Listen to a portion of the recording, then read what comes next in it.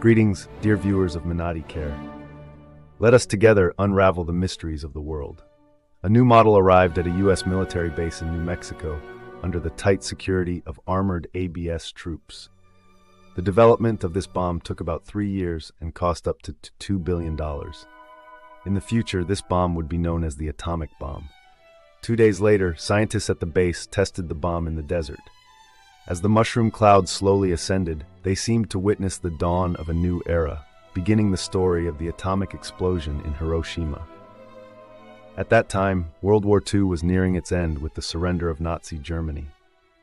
Among the Axis powers, only Japan remained defiant.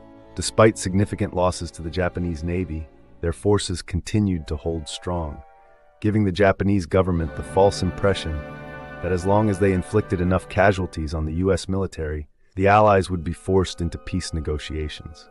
Thus, the desperate Japanese government launched the insane idea of the 100 million broken jet planes, mobilizing the entire nation to defend the homeland, even at the cost of every Japanese citizen.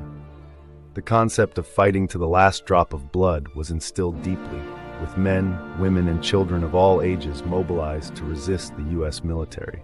A conventional landing operation would result in massive casualties, leading the U.S. military to ponder how to efficiently defeat such a brutal military nation with minimal losses. The successful development of the atomic bomb under the Manhattan Project provided the solution for the U.S. military. When President Truman heard of the successful test, he immediately approved the plan to drop the atomic bomb on Japan.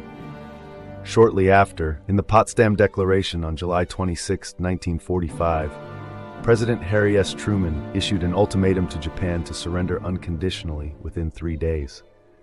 Unfortunately, the Japanese government perceived this ultimatum as a sign of weakness from the Allies and missed their last chance to avoid massive casualties. Days later, the atomic bomb was transported to a U.S. Air Force base. The mixed brigade responsible for the bombing mission was stationed there, with the mission commander being Colonel Paul Tibbets, a 29-year-old pilot at the time. The mission was scheduled for the night of August 5, 1945, with Hiroshima chosen as the target.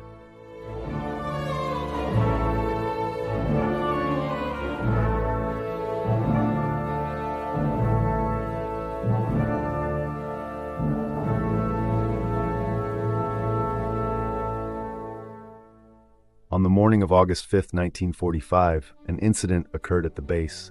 A B-29 bomber crashed on the runway, injuring the pilot. This accident worried the personnel, including a weapons expert participating in the mission. Having witnessed the devastating power of the atomic explosion in New Mexico, he knew that a major accident could flatten the entire base and reverse the course of the war.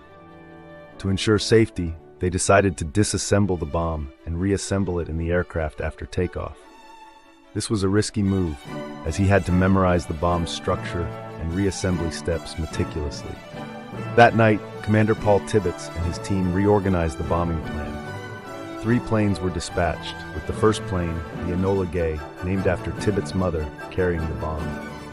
The second plane carried recording equipment, and the third was responsible for taking photographs. After arranging everything, the crew left the conference room, awaiting the fateful dawn in Hiroshima.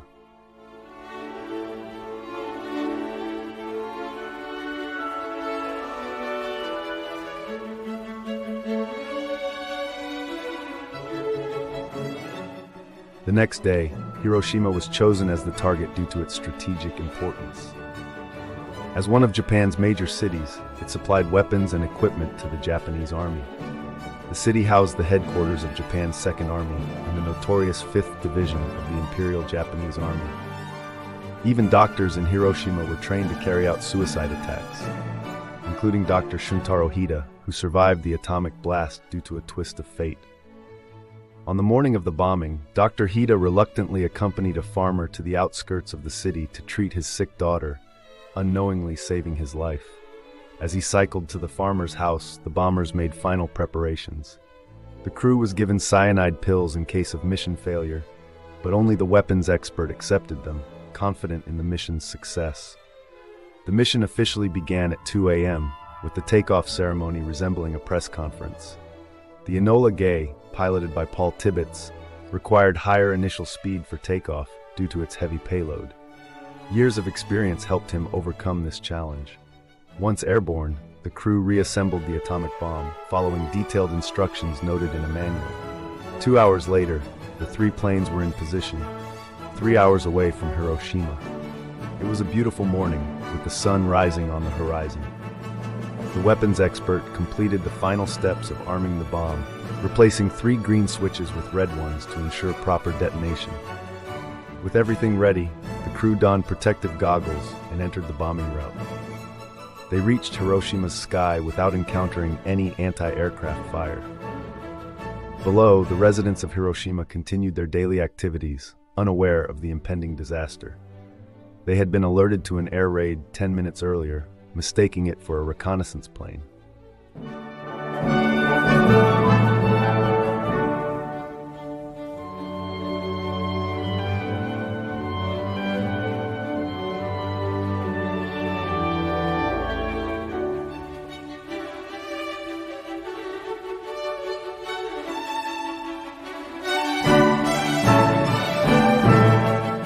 As the bomb was released, Dr. Hida was treating the sick girl.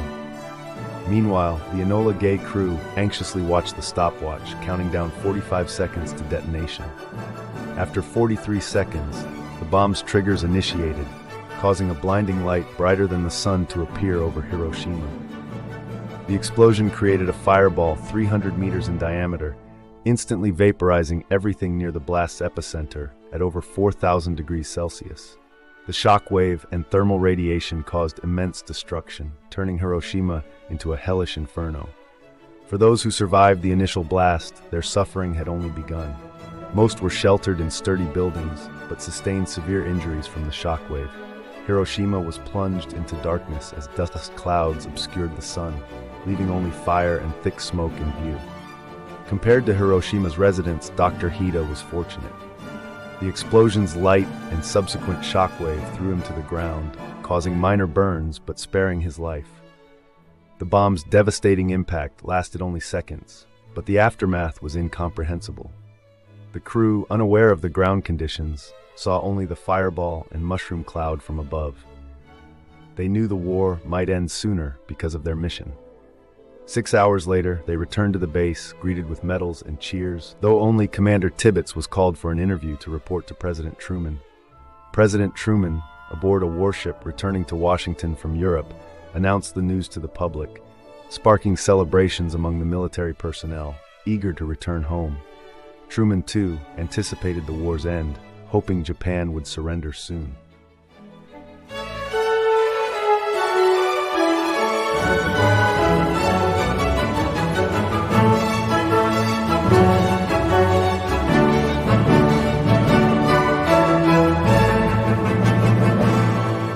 However, the Japanese government still believed the U.S. couldn't produce a second atomic bomb quickly. On August 7, 1945, Japanese forces around Hiroshima attempted rescue operations but found scarce medical supplies, food, and water. Survivors drank from contaminated pools, unaware of the radiation poisoning. Despite this, Japanese politicians urged continued resistance, believing that the U.S. would not sustain more atomic attacks. 3 days later, another plane took off with an atomic bomb, initially targeting Kokura. Due to cloud cover, they bombed Nagasaki instead, killing 50,000 people. On August 15, 1945, Japan's Advisory Council faced reality and officially surrendered, ending the war. Both American and Japanese people no longer needed to spill blood for the conflict. However, the atomic bomb's impact extended far beyond the initial explosion. Survivors began exhibiting strange illnesses, with symptoms of radiation poisoning causing immense suffering and death. This realization of atomic power's devastating effects highlighted the weapon's capability to destroy cities and cause long-term health issues. Hiroshima and Nagasaki, though rebuilt, remain symbols of Japan's defeat and the horrors of atomic warfare. For Americans, the atomic bomb was seen as a necessary evil, while for Japanese, it marked a tragic chapter of suffering. The end of our discussion for today. Thank you for your attention.